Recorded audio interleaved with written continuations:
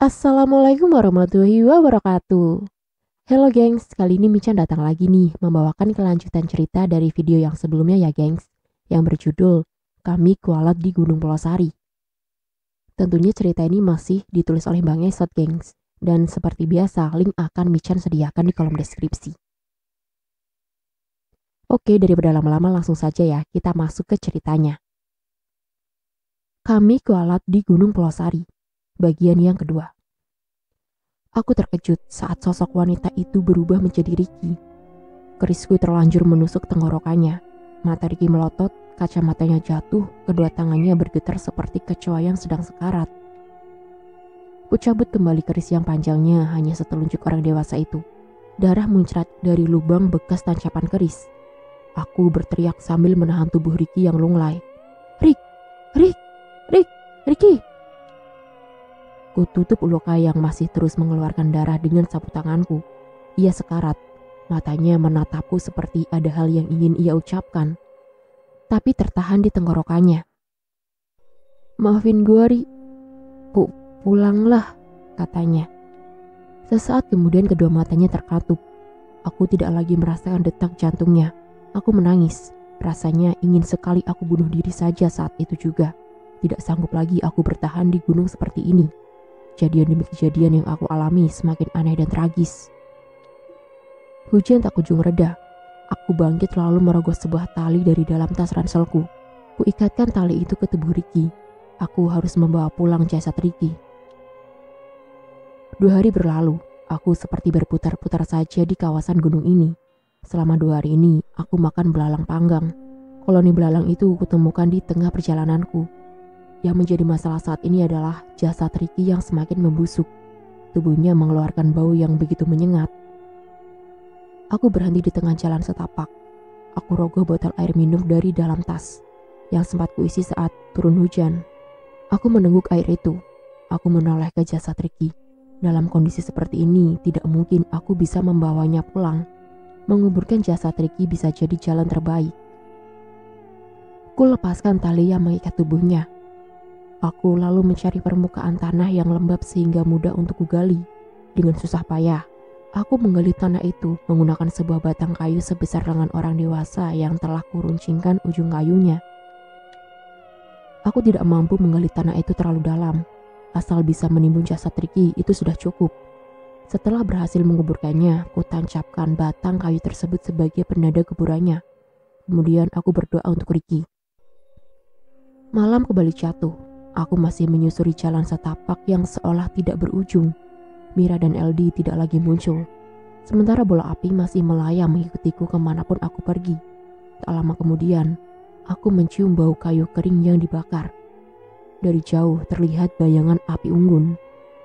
Akhirnya, aku tersenyum bahagia. Tampaknya ada seseorang yang berkemah di sekitaran sini. Ku percepat langkahku menerjang semak-semak. Tapi setibanya di sumber cahaya, aku tidak melihat orang berkemah di sana. Itu lagi-lagi gubuk tua yang pernah kudatangi.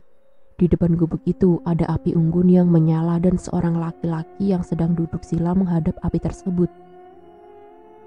Aku mengenali lelaki itu. Dia Pak Jaro, si juru kunci Gunung Pelosari. Aku tidak tahu apa yang sedang ia lakukan. Kudekati dengan perlahan.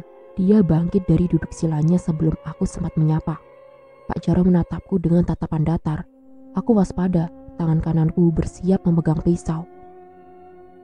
Kau mau lihat apa yang sudah kau perbuat? Pak Jaro melangkah menuju gubuk. Dia menendang pintu gubuk itu. Betapa terkejutnya aku saat melihat Abah Sarta dan Nenek Sapina tewas. Lehernya digantung. Kedua matanya melotot. Lidahnya terjulur. Aku tidak tahu apa yang sudah terjadi terhadap mereka berdua. Mereka mati karena mencoba menyelamatkanmu, kata Pak Jaro. Lanjutnya, kau beruntung. Kau lahir malam Jumat. Jin di sini tidak bisa melukaimu. Tapi dia tidak akan membiarkan kau pergi dari gunung ini. Mataku jeli memperhatikan gerakan tangan Pak Jaro yang perlahan merogoh sesuatu dari balik punggungnya. Aku mundur beberapa langkah. Benar saja, dia mengeluarkan golok. Aku harus membunuhmu dan menjadikanmu tumbal agar tidak ada lagi korban jiwa. 2 lelaki muncul dari belakang gubuk. Masing-masing dari mereka membawa tali. Aku langsung lari sekuat tenaga menjauh dari Pak Jaro. Mereka bertiga mengejarku. "Kau harus mati!" teriak Pak Jaro dari belakang. Aku lari seperti babi hutan saja, menabrak apapun yang ada di hadapanku. Sesekali aku menoleh ke belakang. Cahaya senter Pak Jaro berayun-ayun semakin mendekat ke arahku.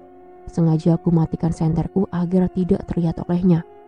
Seandainya aku harus mati di gunung ini, aku tidak mau mati di tangan Pak Jaro. Aku bersembunyi di balik batu yang berlumut. Masih dapat kulihat cahaya senter mereka berayun-ayun dari kejauhan. Langkah mereka semakin mendekat. Aku berlari lagi untuk menjauh dari mereka. "Itu dia!" teriak salah satu anak buah Pak Jaro. Kaki kananku tersangkut akar pohon. Aku terjungkal ke semak-semak. Aku tidak sanggup lagi berlari. Mereka semakin mendekat ke arahku. Wajah Pak Jaro mulai terlihat. Aku merangkak untuk menjauh. Mereka malah tertawa melihat penderitaanku. Seorang lelaki berbadan tamun mendekat. Ia mengikat kedua kaki dan tanganku. Lelaki satu lagi menyiapkan sebatang kayu, lalu memasukkannya di antara pergelangan tangan dan kakiku. Mereka berdua menggotong tubuhku dalam posisi terbalik seperti babi hasil buruan.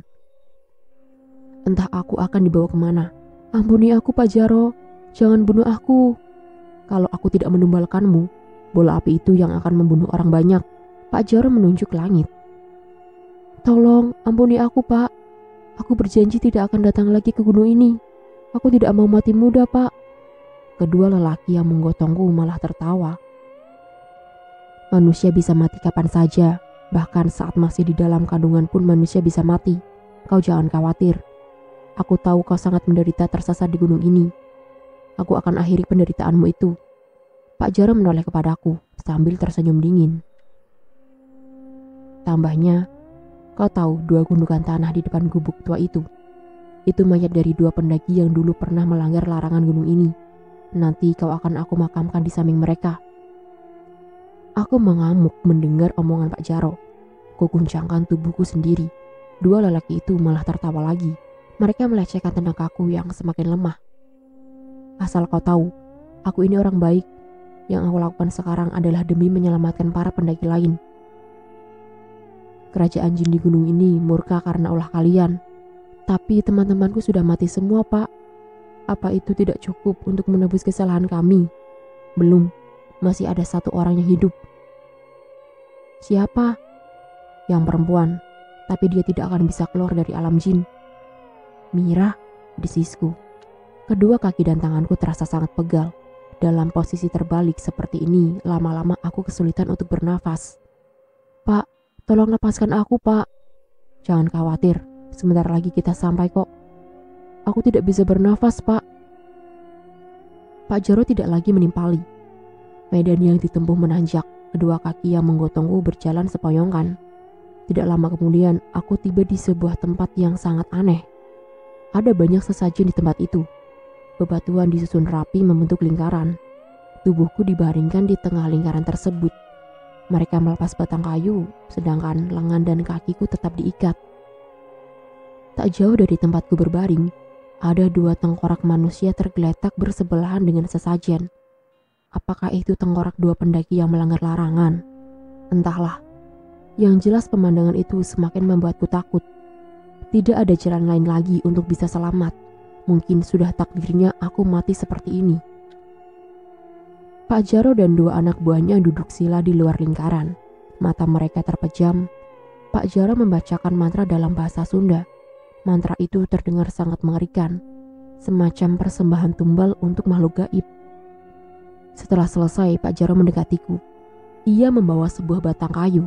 Ia lalu menancapkannya di dekat kepalaku. "Jangan, Pak. Aku mohon, ampuni aku." Air mataku keluar. Yang kuingat adalah kedua orang tuaku di rumah. Mereka sudah sangat tua dan pasti jatuh sakit kalau mendengar anaknya tewas tak wajar seperti ini. Pak Jaro menyuruh anak buahnya mengikat leherku dengan tali. Lalu ujung tali itu diikatkan lagi pada kayu tadi. "Tarik kakinya," suruh Pak Jaro. Aku sekarang dalam posisi mengambang. Kedua kakiku ditarik, leherku diikat. Mereka akan memenggal leherku. Pak Jaro keluar dari lingkaran. Ia mengambil arit lalu bersiap memenggal kepalaku. Surga menunggumu, nak. Aku menangis. Dari arah kanan tiba-tiba kulihat roh Ricky memandangiku dengan tatapan langsa. Ricky, temanmu itu sudah mati. Kau akan menyusulnya, kata Pak Jaro. Ia mengacungkan arit lalu menebaskannya ke leherku. Ku pejamkan mata karena tidak sanggup melihat eksekusi terhadap diriku sendiri. Tapi setelah beberapa saat, aku tidak merasakan apapun pada leherku. Lalu tubuhku jatuh berdebam. Kulihat Pak Jaro dan 2 anak buahnya berlutut di hadapanku. Ampun, Nyai, gumam Pak Jaro. Aku membalikan badan. Ada seorang wanita yang berpakaian seperti putri kerajaan di belakangku. Wanita itu yang sempat aku serang beberapa hari lalu. Dia tersenyum anggun ke arahku. Berbeda dengan Pak Jaro dan anak buahnya yang ketakutan. Aku sama sekali tidak takut pada wanita itu. Malah aku menyimpan dendam atas kematian teman-temanku. Jangan dibunuh, kata wanita itu. Jangan dibunuh. Kenapa wanita itu malah menolongku? Maaf, Nyai, timpal Pak Jaro. Wanita itu lalu menghilang. Pak Jaro dan kedua anak buahnya lari terbirit-birit meninggalkanku yang masih dalam keadaan diikat. Aku berusaha melepaskan ikatan itu, tapi aku tidak bisa karena simpulnya terlalu kuat. Ku dengar suara dengur babi dari balik semak-semak yang semakin membuatku takut. Ikatan tali ini mustahil bisa kulepas sendiri. Harus ada orang yang menolongku. 2 hari aku terkapar dengan keadaan kaki dan tangan diikat. Aku kelelahan. Tenggorokanku sudah tidak kuat lagi untuk berteriak meminta tolong. Tempat itu sepertinya jarang didatangi manusia. Hanya ada kawanan monyet yang memperhatikanku dari dahan pepohonan. Tiba-tiba seekor monyet melemparkanku dengan pisang. Aku melihat ke arah monyet itu. Ia bersama koloninya sedang asik makan di atas dahan pohon. Aku meringsut mendekati pisang yang dilemparkan monyet tadi. Setelah berhasil meraih pisang itu, ku makan dengan lahap beserta kulitnya. Koloni monyet itu sepertinya senang melihatku makan. Mereka melompat-lompat sambil berteriak ke arahku. Setelah itu mereka kembali melemparku dengan pisang. Perutku sampai kenyang memakan pisang-pisang itu. Tak lama berselang terdengar suara dari semak-semak. Aku waspada. Takutnya itu binatang buas di sekitar sini. Aku tidak tahu, mungkin saja di gunung ini masih ada macan atau beruang. Aku meringsut menjauh dari semak itu. Hai, seorang wanita mengedong tas ransel muncul di balik semak-semak. Akhirnya, dia menghembuskan napas lega. Ia terlihat kelelahan, wajahnya juga pucat. Lu siapa? Uswah, nama gue Uswah. Udah 2 hari gue nyasar di gunung ini. Dia mendekatiku, lalu melepas ikatan tali dengan pisau kecil. Lu kenapa bisa kayak gini? Perempuan itu membantuku bangun. Kedua kakiku ringkih. Dia harus menopang tubuhku. Ceritanya panjang, kataku. Jujur saja, aku merasa lega bertemu dengan sesama pendaki di tempat seperti ini. Gunung ini udah gak aman, katanya. Semua teman gue mati, hanya gue yang tersisa, lanjutnya. Sama, jawabku singkat. Gila, teman-teman lu juga mati? Ia terkejut. Iya, ada satu yang katanya masih hidup, tapi dia terjebak di alam jin. Oh ya, nama gue Ori. Terjebak? Iya, dinikahi genderuwo. Uswah bergidik ngeri saat aku menceritakan yang dialami Mira. Aku mendongak ke langit. Ocos. Bola api sialan itu kini tidak lagi mengikutiku. Uswah mengeluarkan HP-nya dari dalam tas. Ia mengarahkan HP itu ke segala arah untuk mencari sinyal. Tetap gak ada sinyal. Lu bawa HP? Tanyanya. Hilang. Lagi pula HP gue udah lobet dari pertama naik gunung.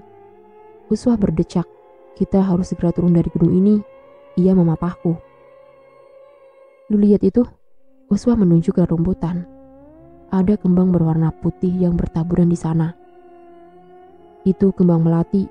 Itu kembang melati. Gua ngikutin kembang itu dan ketemu sama lu di sini. Kita ikuti kembang itu aja. Siapa tahu itu jalan pulang. Aku mengerutkan dahi. Setelah banyak sekali kejadian aneh dan tragis yang kualami, kini aku tidak mau terlalu percaya pada hal-hal mistis seperti itu. Tanpa perlu sepertujuanku, Uswah malah memapahku mengikuti taburan kembang tersebut. Gua gak yakin kalau kembang ini bisa membawa kita pulang. Apa salahnya mencoba? Timpal Uswah. Sampai sore, Kami tidak kunjung menemukan jalan setapak. Taburan kembang itu membawaku ke tempat yang tidak pernah kudatangi sebelumnya. Hutan ini berkabut dan membuat jangkauan penglihatanku terbatas. Uswah menyalakan senter. Ia mengarahkannya ke semak-semak untuk memastikan kalau kembang itu masih ada. Dia berhenti. Kulihat wajahnya terkejut. "Kenapa?" tanyaku sambil menoleh ke arahnya. Cahaya senter itu ia geserkan beberapa meter ke depan menembus kabut yang tebal. Tampaklah mayat-mayat manusia yang terkapar di hadapan kami. Itu mayat para pendaki. Mereka masih mengenakan jaket, tas ransel, dan sepatu gunung. "Jangan disentuh," kataku saat Uswah mencoba memeriksa mayat itu. Kami melanjutkan perjalanan melangkahi mayat-mayat itu. Mereka mati dengan mengenaskan. Ada yang lehernya digorok, ada yang bola matanya hilang. Bahkan aku melihat kepala yang terpisah dari tubuhnya.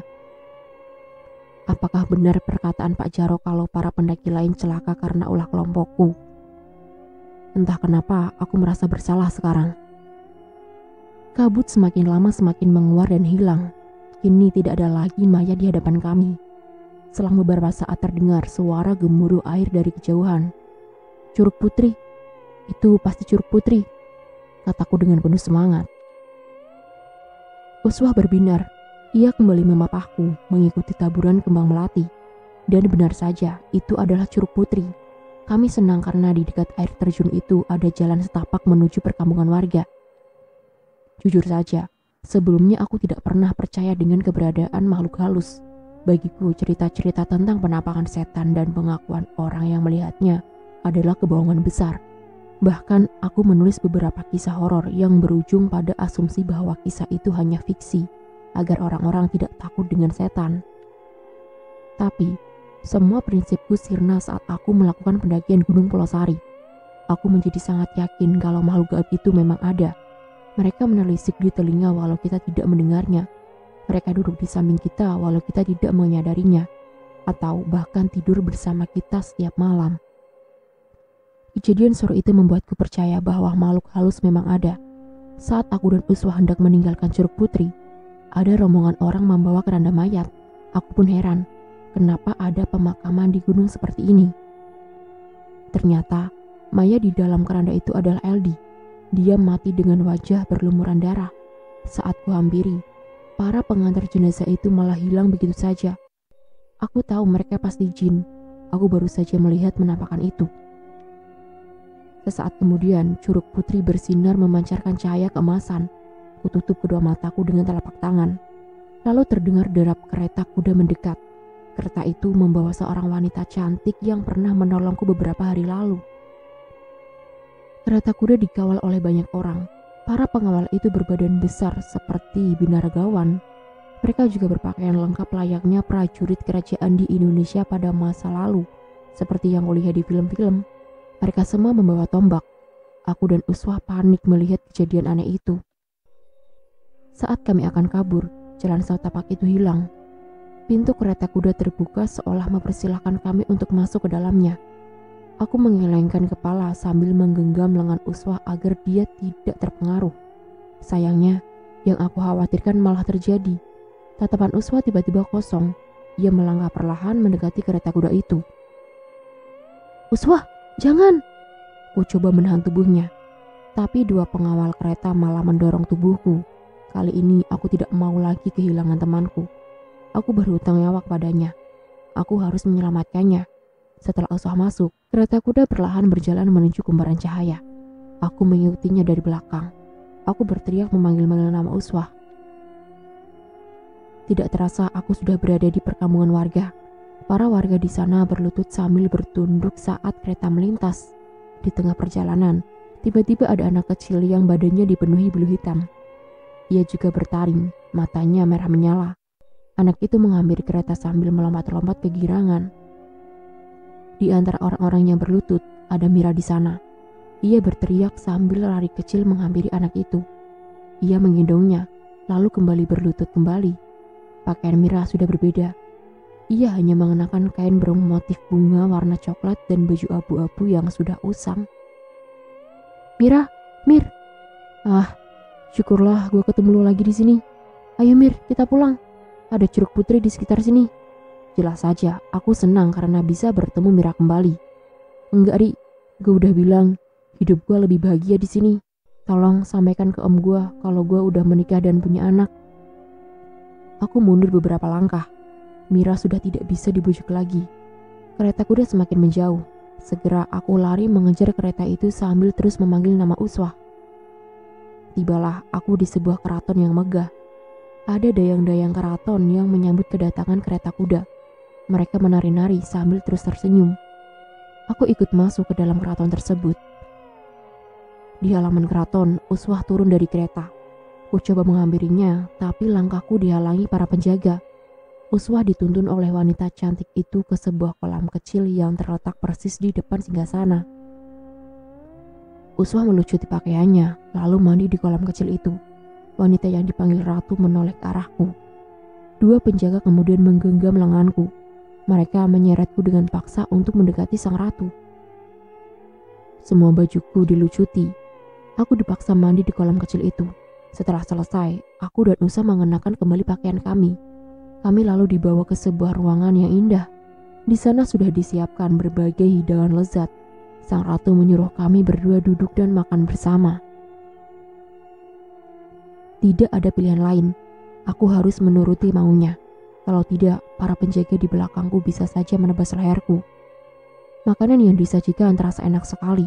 Ada ayam bakar, kambing guling, buah-buahan segar, serta makanan lainnya. Uswah makan dengan lahap. Tidak ada obrolan di meja makan. Sang ratu memandangiku sambil terus tersenyum. Tapi itu membuatku semakin merinding. Setelah hidangan habis, sang ratu membawa kami ke halaman keraton. Di sana ada para dayang yang sedang mandi. Mereka semua cantik-cantik. Saat aku melintas, mereka curi pandang kepadaku sambil tertawa kecil. Di halaman keraton itu ada sebuah kuburan. Gundukannya ditata rapi dengan bebatuan yang ditumpuk. Di batu nisan itu tertulis Sultan Maulana Hasanuddin. Aku ingat, dia adalah pendiri Kesultanan Banten. Berziarahlah, kata sang ratu. Aku dan Uswah duduk di samping kuburan itu. Aku membaca doa sebisaku di dalam hati. Kalian punya waktu sampai besok pagi untuk keluar dari gunung ini. Pulanglah. Esok pagi akan ada longsor besar di gunung ini. Sang ratu menunjuk ke arah dinding. Dari dinding itu tampaklah jalan setapak. Aku dan Uswah berjalan ke arah dinding. Ajaibnya, kami tiba-tiba berada di sebuah jalan setapak. Ini pasti jalan pulang. Kami harus segera keluar dari gunung ini sebelum longsor itu terjadi. Aku tidak tahu kenapa sang ratu malah menyelamatkan kami berdua, berbeda dengan para pendaki lainnya yang mati dengan sangat mengenaskan. Aku dan Uswah malah diberi makan sampai kenyang, dan sekarang dikasih jalan untuk pulang. Itu sangat aneh menurutku.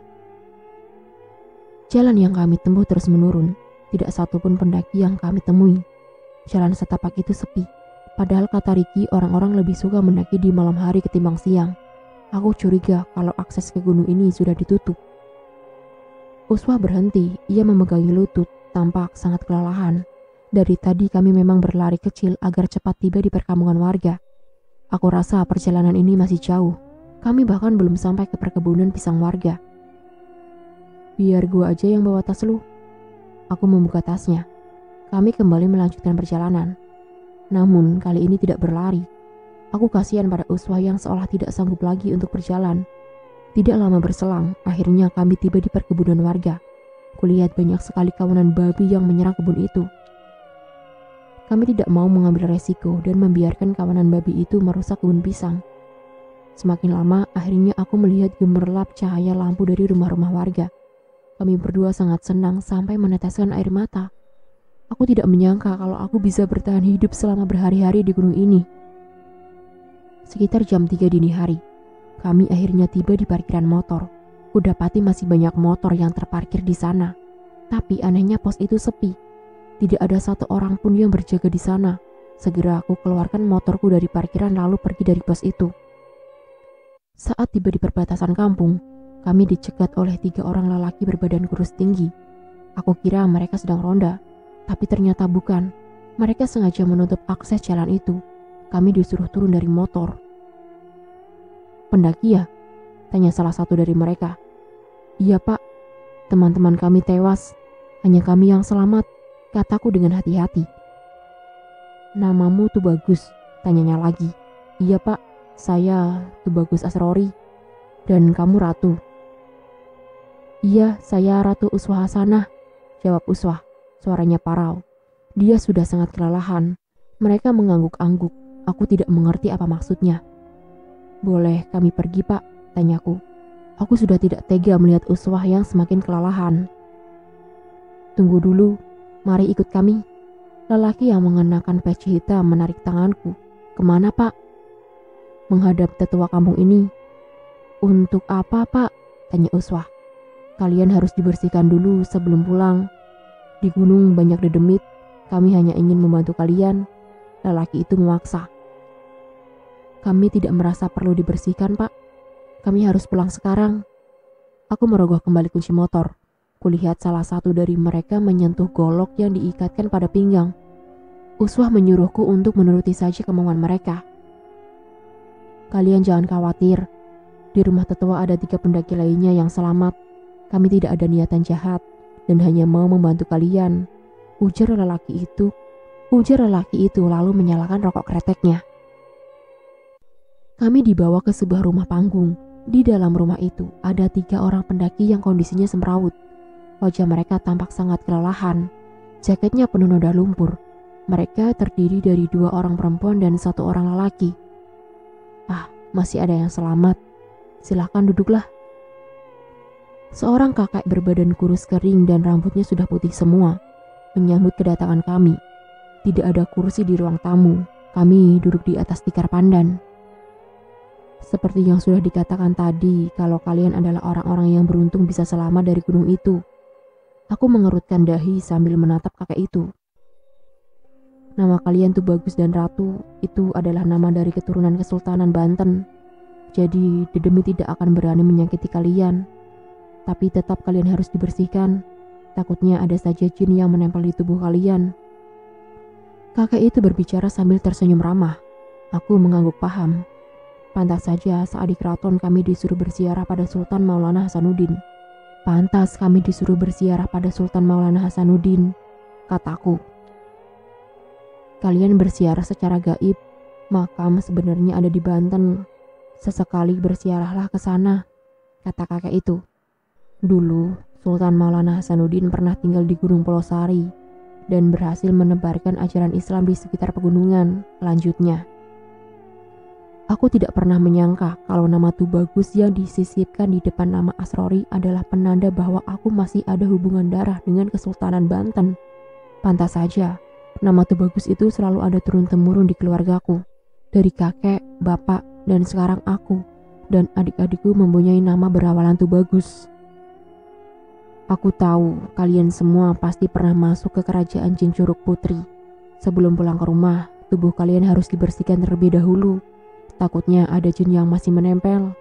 Kakek itu menyuruh kami untuk mandi bergantian di sumurnya. Sumur itu sudah ditaburi bermacam-macam kembang. Aku merasa sangat segar ketika air itu menyentuh tubuhku. Setelah itu, satu persatu kami dibacakan doa. Semua tampak baik-baik saja hingga tibalah giliran Uswah yang dibacakan doa. Tangan si kakek menyentuh ubun-ubun Uswah. Ia pun menggerang kesakitan. Kedua tangannya mengepal, ia mengamuk. Tuh, masih ada jin dalam tubuhnya yang ikut pulang, kata kakak itu sambil terkekeh. Kau jangan macam-macam sama keturunan Sultan. Keluar, bentak kakak itu. Uswah semakin mengamuk. Ia tertawa lalu menangis tidak karuan. Ini jin yang masih kanak-kanak. Kalau tidak dikeluarkan, biasanya mengganggu pas tidur, jelas si kakek. Air disemburkan ke wajah Uswah. Ia pun lunglai lalu pingsan. Sekitar jam 7 pagi, Uswah siuman. Kami diperlakukan dengan sangat baik oleh warga kampung. Banyak dari mereka yang menjenguk dan memberi kami makanan. Bahkan kami tidak diperbolehkan untuk mengendarai motor. Salah satu petugas desa mengantar kami ke rumah masing-masing. Sementara motorku diangkut pakai mobil pickup. Di hari yang sama, Gunung Polosari longsor. Pemerintah daerah kemudian menutup secara resmi jalur pendakian ke gunung itu. Om Bobi, yang tak lain adalah omnya Mira, sangat marah kepadaku. Bahkan dia membawa perkara ini ke pengadilan. Ia menganggapku lalai mencegah Mira. Untung saja aku bebas dari tuntutan karena aku termasuk korban yang ikut hilang dalam pendakian.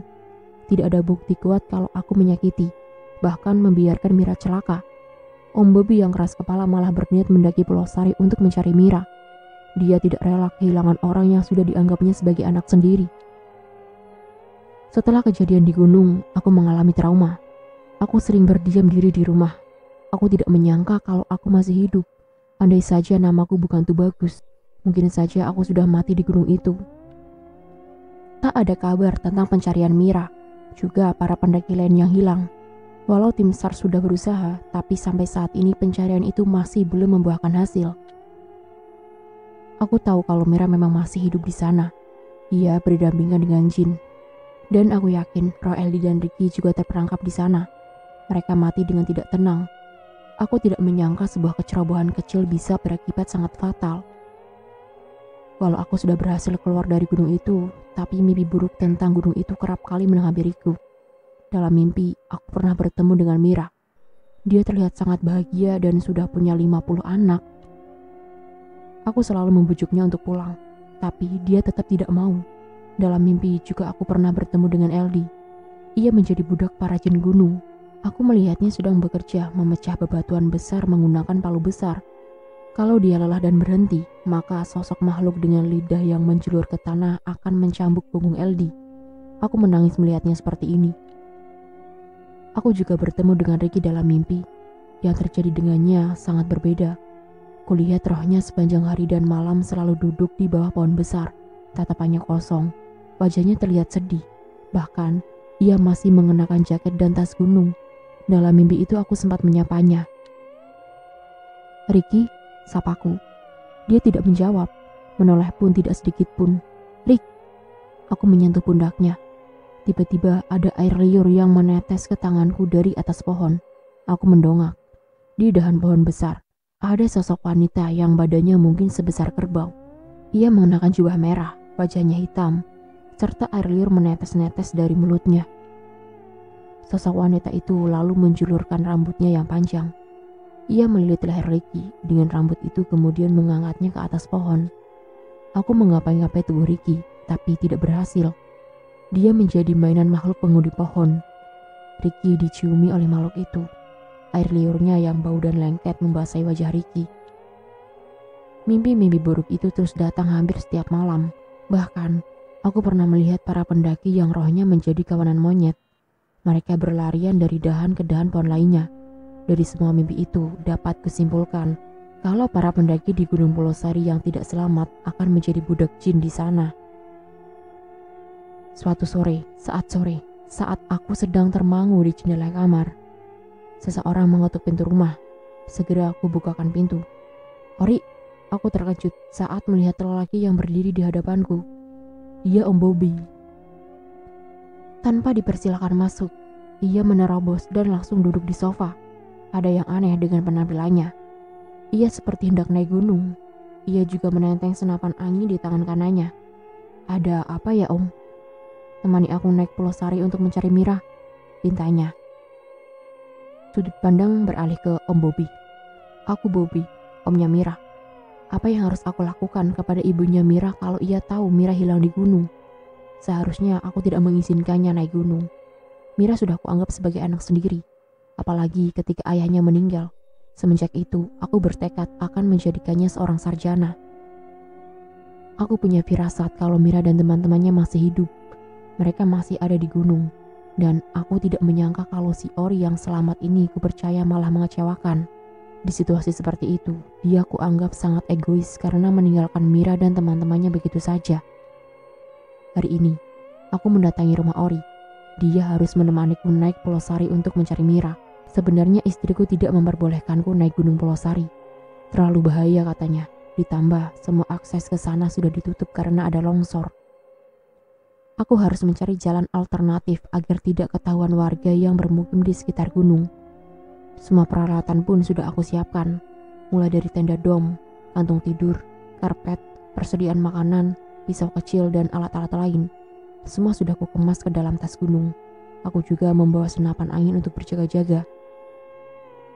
Ada apa ya Om? Ori tampak terkejut saat tiba-tiba aku datang ke rumahnya. temani aku naik ke Pulau Sari untuk mencari Mira, pintaku. Ori gelagapan. Mungkin bingung mau ngomong apa. Anak saya tidak akan saya biarkan naik ke gunung itu lagi. Dari dalam kamar muncul seorang lelaki tua. Itu bapaknya Ori. Anak bapak harus bertanggung jawab. Dia yang membiarkan Mira hilang begitu saja. Anak saya juga korban.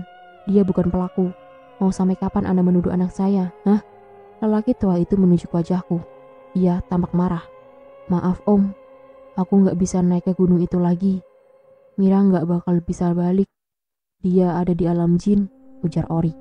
Dia duduk di hadapanku. Bullshit, aku gak percaya cerita fiksimu itu. Mana ada alam jin? Mira pasti masih hidup. Terserah om. Om mau percaya atau enggak. Dulu aku juga seperti om yang gak percaya sama setan. Tunggu saja setelah om naik gunung itu. Om pasti tidak akan meremehkan hal-hal gaib lagi. Ori meyakinkanku. Aku menarik paksa lengan Ori. Aku memaksanya menemaniku ke Pulau Sari. Bapaknya marah. Ia pergi ke dapur dan kembali dengan membawa golok. Kau bawa anakku, ku gorok lehermu, ancamnya sambil mengancungkan golok. Aku menghembuskan nafas berat. Ku lepas genggamanku lalu menoleh ke wajah Ori yang ketakutan. Mira masih hidup dan aku akan buktikan itu, kataku di telinga Ori. Semoga selamat om, jawabnya. Aku lalu pergi tanpa pamit dari hadapan mereka. Mah, bangun. Mah, ku guncangan tubuh istriku. Jadi berangkat, Pah. Ia bangun. Kedua matanya masih terpicing. Ku kecup kandungannya yang sudah 5 bulan itu. Dia tengah mengandung anak kedua kami. Papa berangkat ya. Doakan supaya papa berhasil membawa tantemu pulang. Ku kecup lagi perut istriku, lalu mengelus anak pertamaku yang sedang tidur pulas. Berapa hari, Pah? Tanya istriku. Paling lama 3 hari. Hati-hati, Pah. Pulang saja kalau tidak ketemu. Nanti kita ngomong baik-baik saja ke ibunya Mira. Papa yakin Mira dan teman-temannya masih hidup. Papa pasti bisa menemukan mereka. Ku lirik jam yang melingkar di pergelangan tangan. Jam 1 dini hari. Segera ku raih tas ransel dan senapan angin. Juga topi koboi yang langsung ku kenakan layaknya aktor jahbreed. Aku berangkat dengan mengendarai motor Scorpio yang sudah kumodif sedemikian rupa. Tadi siang, aku sudah mencari tahu mengenai jalur pendakian yang jauh dari pemukiman warga. Jadi tidak akan ada satupun warga yang tahu tentang pendakian ini. Setelah menempuh perjalanan selama 1 jam, akhirnya aku tiba di lokasi pendakian. Motorku gembok di bagian lubang cakramnya. Aku sengaja menempatkannya tersembunyi di semak-semak. Dari kejauhan terdengar suara burung hantu berkukuk. Itu membuat suasana menjadi mencekam. Kuarahkan cahaya senter ke jalan setapak yang sudah dirimbuni rumput. Jalan ini seperti sudah lama sekali tidak dilintasi manusia. Medan yang kutempuh pun semakin menanjak. Senter kupasangkan di moncong senapan. Aku harus siaga kalau tiba-tiba ada binatang buas yang tiba-tiba menyerang. Tak lama kemudian aku berhenti melangkah. Terdengar suara menelisik di balik semak-semak. Suara itu diikuti dengan dengur babi. Dengan panik kuarahkan moncong senapan ke semak-semak itu. Lalu menembakkannya. Babi itu lari terbirit-birit. Om, seseorang memanggilku. Aku sangat mengenali suara itu. Ya, itu suara Mira. Suaranya menggema di langit. Mira! Mira! Aku mendongak sambil memanggil namanya. Entah dari mana datangnya, di hadapanku muncul seorang wanita cantik yang berpakaian layaknya ratu kerajaan. Dia tersenyum mengerikan ke arahku. Kulihat kakinya tidak nampak ke tanah. Ia melayak dan perlahan mendekat ke arahku mematung. Beberapa kali kutembakkan senapan anginku ke arah wanita itu, tapi tidak mempan. Dia terus mendekat ke arahku, aku semakin terdesak. Kakiku seperti kram dan tidak bisa digerakkan. Siapa kau? Tanyaku parau sebelum suaraku tercekat di pangkal tenggorokan. Dan selesai. Sekian dan itulah cerita dari si Ori dan teman-temannya yang kualat di Gunung Pulau Sari, gengs. Sangat mencekam bukan? Dan di sini Michan cuma mau berpesan ya. Lagi-lagi, manusia tidak akan pernah tahu rahasia kematian kapan datang dan dengan cara apa maut menjemput. Manusia hanya bisa berserah diri dan menunggu hingga waktunya tangan maut menghampiri. Dan tidak akan pernah habis pula iblis mencari lubang untuk memasuki alam manusia. Tidak akan pernah berakhir sampai dunia ini musnah. Sematkan kekuatan untuk melawan. Meski takdir adalah kehendak, namun manusia mampu memutarnya dengan keinginan Tuhan. Dan jika kalian ingin mendaki ke gunung manapun, berhati-hati ya gengs. Jangan buat kesalahan sekecil apapun, karena itu akan berakibat fatal nantinya. Akhir kata Michan ucapkan terima kasih untuk kalian yang sudah mengikuti video ini dari awal ya gengs. Dan tak lupa nih Michan ingatkan untuk tekan tombol like, comment, share, dan subscribe ya gengs demi perkembangan channel Michan. Coret-coret juga ya di kolom komentar apabila ada kata ataupun kalimat yang kurang tepat. Dan jika dalam cerita ini terdapat nama, tokoh, ataupun karakter yang sama, itu hanya kebetulan semata ya gengs. Bye-bye, wassalamualaikum warahmatullahi wabarakatuh.